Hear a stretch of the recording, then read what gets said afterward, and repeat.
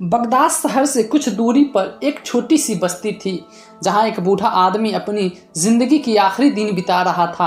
वह एक शांत और थका हुआ लेकिन समझदार आदमी था। उसके 5 बेटे थे। उनमें सबसे बड़ा शफीक था जो एक जमींदार था। शफीक दिन भर खेतों में मेहनत करता, जमीन को सजाता और फसलों की देखभाल करता, लेकिन कभी कभी वह अपने पिता की सेवा करते करते उब जाता और अपने दिल में सोचता कि यह जिम्मेदारी कब खत्म होगी। शाम को शफीक खेतों से लौटता तो उसका बूढ़ा पिता हकीम चुपचाप अपने बेटे के तनाव को महसूस करता। हकीम के दिल में अपने बेटे के लिए बेशुमार प्यार था, लेकिन वह बिना कुछ कहे बस अपनी आंखें नीची कर लेता था। कुछ समय बाद हकीम को अपने बेटे शफीक के रवैया में बदलाव महसूस होने लगा।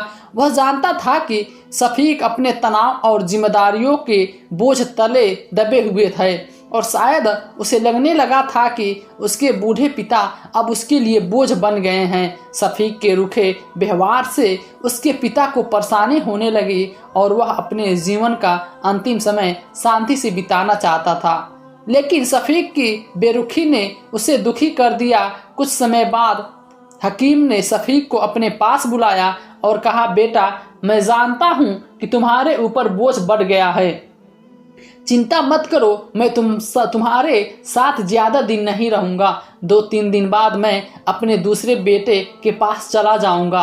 तुम अपने काम और जीवन पे ध्यान दो, तो मेरी चिंता मत करो। यह सुनकर शफीक कुछ देर चुप रहा। उसके दिल में अफसोस की हल्की लहर उठी, लेकिन उसके ओंठ पे कोई कठोर या संपत्ति शब्द नहीं आया।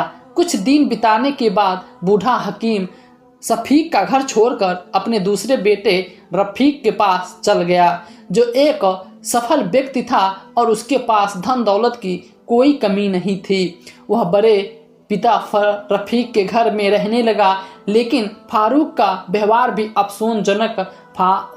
रफीक के घर के व्यापार का काम ज़्यादा महत्वपूर्ण था, जबकि उसकी पत्नी हमेशा ससुर की उपेक्षा करती थी और उनसे बात करने की भी जहमत नहीं उठाती थी। हकीम दिन भर एक कोने में चुपचाप बैठा रहता था, बेटों की बदलते प्यार का गम दिल में लिए हुए, पर कभी अपनी व्यवस्था जुबान पे नहीं लाती। बूढ़े हकीम का समय दुख में बीत रहा था। एक दिन रफीक अपनी पत्नी की बातों में प्रभावित होकर अपने पिता से बोला, बाबा, आप मेरे कारोबार में मेरी मदद करें ताकि मैं भी आपके सांत्रिक का लाभ उठा सकूं। यह सुनकर बूढ़ा हकीम चुप रहा और उसकी झुकी हुई कमर, कमजोर हाथ और फैला हुआ शरीर इस बात की गवाही दे रहा था कि अब वह किसी मेहनत मजदूरी के लायक नहीं रहा। पर उसे अपने बेटे की बातों का बुरा नहीं लगा, क्योंकि वह जानता था कि रफीक उसे प्यार की नहीं जिम्मेदारी की नज़र से ही देख रहा था।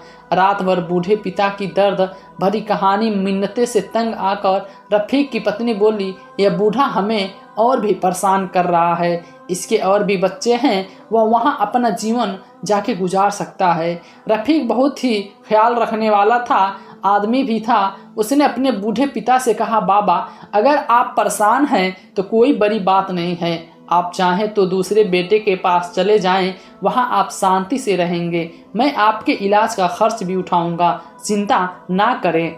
इन शब्दों ने हकीम की स्वाभिमान पर एक और चोट पहुंचा दी।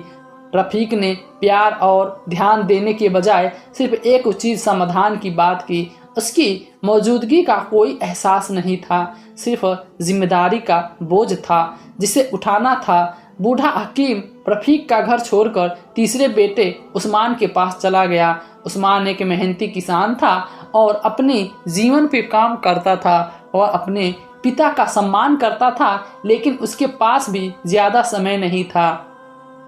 वह दिन भर खेतों में व्यस्त रहता था और शाम को घर आकर अपनी पत्नी और बच्चों के साथ समय बिताता था। उसने कभी अपने पिता की बीमारी और उसके दिल में गहरी उदासी पे ध्यान नहीं दिया। उस्मान जब सुबह काम पे जाता था तो उसकी पत्नी हमेशा अपने बच्चों को अपने ससुर के पास बैठने और उनके साथ खेलने के लिए कहती थी। बीमारी और कमजोरी से कांपता हुआ हकीम यह दृश्य देखकर दिल में गहरे दुख का शिकार हो जाता था। उस्मान के घर में उसके पिता की हालत लगातार ख़राब होती चली गई और आखिरकार वह वहाँ से भी चल गया। इस बार उसने अपने चौथे बेटे शफीक के घर जाने का फैसला लिया। अहमद को एक धोखेबाज और लालची व्यक्ति था। अपने पिता का स्वागत करते हुए बहुत खुश हुआ। अहमद की खुशी केवल लालच के कारण न थी कि अपने पिता के प्रति प्यार के कारण। अहमद ने अपने पिता को एक बहुत ही ख़ास तोहफा दिया था। अहमद ने उन्हें सम्मान दिया और कहा, बाबा आपको यहाँ रहने में कोई परेशानी नहीं होगी। समय के साथ अहमद को पता चला कि उसके बूढ़े पिता के पास कोई धन नहीं है, इसलिए उसने भी अपने पिता की उपेक्षा करना शुरू कर दिया। अहमद की पत्नी अपने ससुर को बोझ समझती थी और उनकी सेवा नहीं करती थी, बल्कि उन्हें परेशान करती थी। वह हमेशा शिकायत करती रहती थी और बूढ़े को अपने काम में बाधा मानती थी। लेकिन जब उसके बेटे मर गए थे तो पत्नी का क्या दोष था। अहमद भी अपने कारोबार में इतना मशगूल था कि उसने अपने पिता की हालत पे कोई ध्यान नहीं दिया। इस दौरान बूढ़े की सेहत और शारीरिक स्थिति तेजी से बिगड़ने लगी। आखिरकार एक दिन अहमद ने भी जवाब देते हुए कहा, बाबा आप यहाँ नहीं रह सकते। मेरे पास इतना समय नहीं है कि मैं हर समय आपसे मिल सकूं। आपको कहीं और जाना होगा। उसके बेरहम शब्द सुनकर हकीम ने धैर्य के साथ कहा, बाबा आप यहाँ नहीं रह सकते। मेरे पास इतना समय नहीं है। मैं हर समय आपसे मिल नहीं सकता। आपको कहीं और जाना होगा। अंतिम बेटे अब्दुल्ला के पास जाने का फैसला किया। अब्दुल्ला हकीम का सबसे छोटा बेटा था, जो एक गरीब और मेहनती व्यक्ति था। वह दिहाड़ी मजदूर के रूप में काम करके पैसे कमाता था। इन पैसों से वह अपने पिता के लिए दवाई खरीदता था और घर का खर्च चलाने की कोशिश करता था। उसकी पत्नी भी बहुत ईमानदार थी और अपने ससुर का दिल से ख्याल रखती थी। वह उसकी बीमारी और बुढ़ापे को समझती थी और हमेशा उसके माता पिता की तरह उसकी सेवा करती थी। जब बूढ़े हकीम ने अब्दुल्ला और उसकी पत्नी के बीच और प्यार सम्मान देखा तो वह दिल से बहुत खुश हुआ और ढेर सारी दुआएं देने लगा। समय बीतता गया और हकीम अपने छोटे बेटे के घर में खुशी खुशी रहने लगा।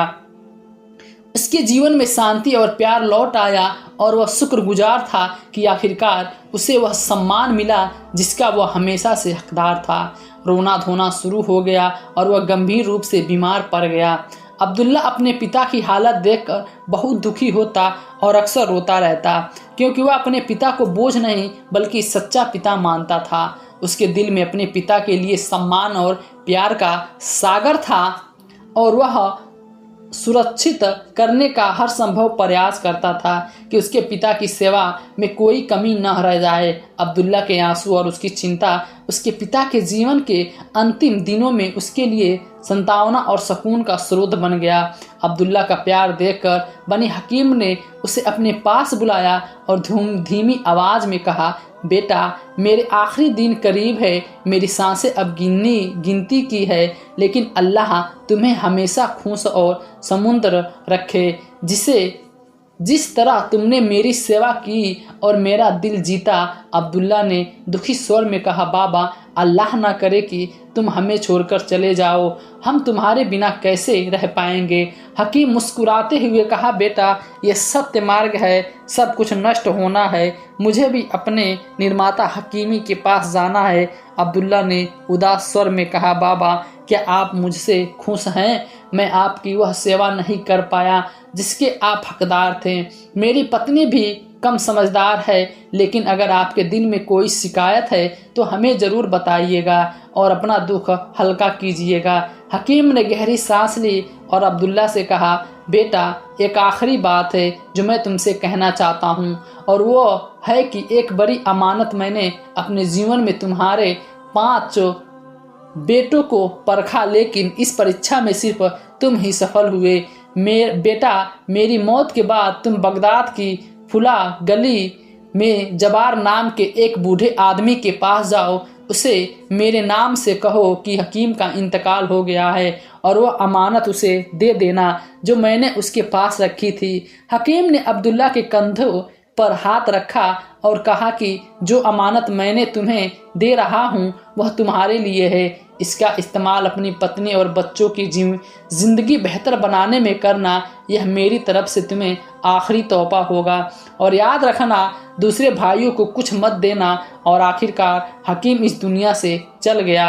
हकीम की मौत का गम अब्दुल्ला के दिल पे बिजली की तरह टूट पड़ा। उसकी आंखें आंसुओं से भर गई और दिल में एक बहुत बड़ा खालीपन छा गया। उसकी पत्नी भी बहुत दुख से रोने लगी, क्योंकि उसने हकीम की दिल से सेवा की थी और उसका बहुत सम्मान किया था।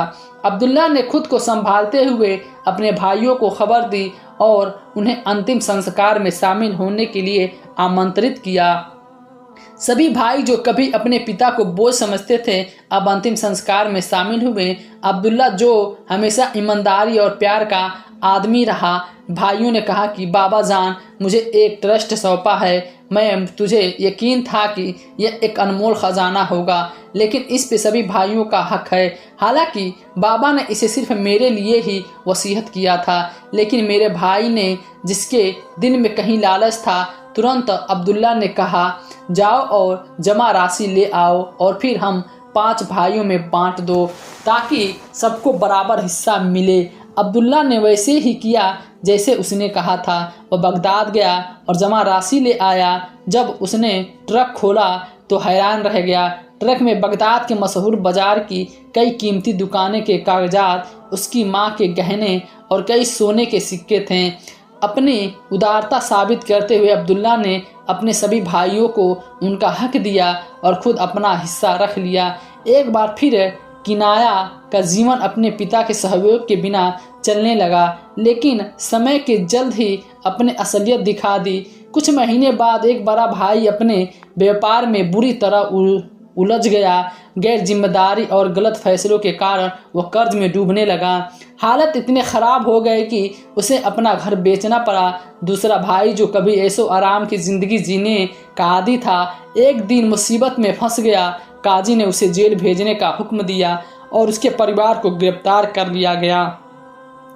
जिंदगी की सारी इज्जत मिट्टी में मिल गई। दूसरा भाई भी सोना छूने की कोशिश करता तो मिट्टी बन जाता।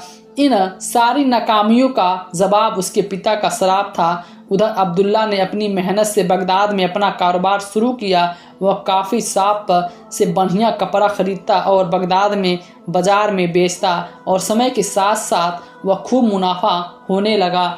उसकी ईमानदारी, पिता का आशीर्वाद और लगातार मेहनत ने उसे तरक्की की राह पे डाल दिया। इतना कि उसने अपने दूसरे भाइयों की दुकानें खरीदना शुरू कर दी और धीरे धीरे पूरे बाजार का मालिक बन बैठा। जो भाई कभी खुद को अमीर समझते थे, अब अब्दुल्ला के दरवाजे पे सवाल पूछते आते थे। अब्दुल्ला एक दयालु और परोपकारी व्यक्ति थे। वह उनकी मदद करते थे और कभी खाली हाथ नहीं जाने देते थे। उनका वह व्यवहार उनके पिता द्वारा सिखाए गए नैतिक मूल्यों का प्रतिबंध था। फिर वह दिन आया जब अब्दुल्ला ने बगदाद की विकसित क्षेत्र में एक बड़ा घर खरीदा और अपनी पत्नी और बच्चों के साथ खुशहाल जीवन जीने लगे। वे अपने जीवन के उस मोड़ पे भी अपने पिता के उदाहरण का अनुसरण कर रहे थे। आपकी प्रार्थना और शिक्षाओं ने मुझे बगदाद का अमीर बनाया, लेकिन आपकी अनुपस्थिति ने मुझे दुखी कर दिया है। अल्लाह आपको जन्नत में उच्च स्थान प्रदान करे। दोस्तों, इस कहानी से हमें 3 अनमोल उपहार मिलते हैं।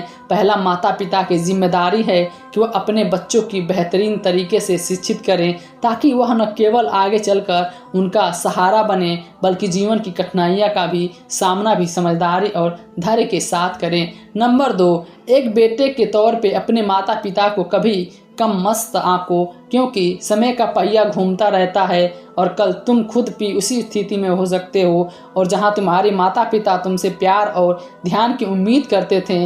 नंबर 3, अपने माता पिता से प्यार करना, उनका सम्मान करना और उनके प्रति इच्छा रवैया अपनाना न केवल तुम्हारा भविष्य उज्ज्वल करता है बल्कि अंत में अग्नि आशीर्वादों के स्रोत से बनता है। चाहे तुम्हारे पिता कैसे भी हों, एक बेटे का कर्तव्य है कि उनकी सेवा करें, क्योंकि उनका आशीर्वाद तुम्हारे जीवन की सबसे बड़ी संपत्ति है। मुझे उम्मीद है कि तुमने यह कहानी बहुत कुछ सीखा होगा। अगर तुम्हें ये कहानी अच्छी लगी है तो हमारे वीडियो को चैनल को सब्सक्राइब करना मत भूलें।